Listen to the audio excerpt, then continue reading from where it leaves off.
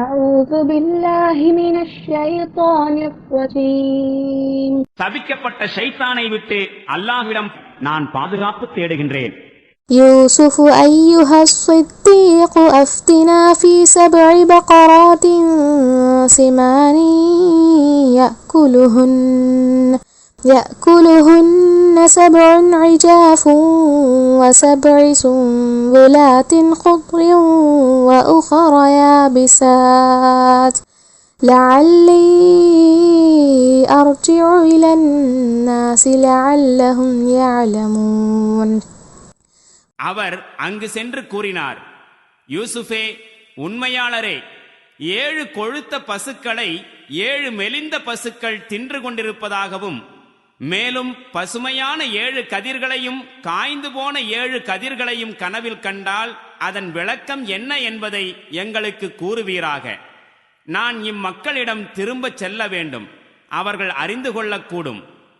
قال تزرعون 7 سنين دأبا فما حصدتم فذروه في سنبله إلا قليلا مما تأكلون.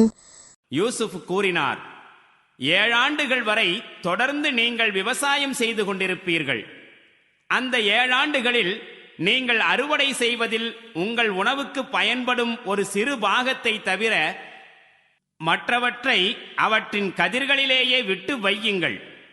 ثم يأتي من بعد ذلك 7 شداد يأكلن ما قدمتم لهن إلا قليلا مما تحصنون. அதன் பின்னர் மிக கடினமான 7 ஆண்டுகள் வரும்.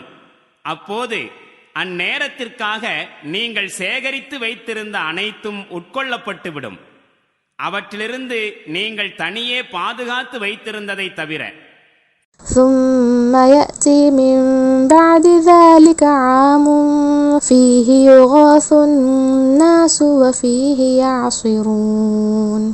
பின்னர் மீண்டும் ஓர் ஆண்டு வரும். அப்பொழுது அருள்மாறி பொழியப்பட்டு மக்களின் துயரங்கள் களையப்படும்.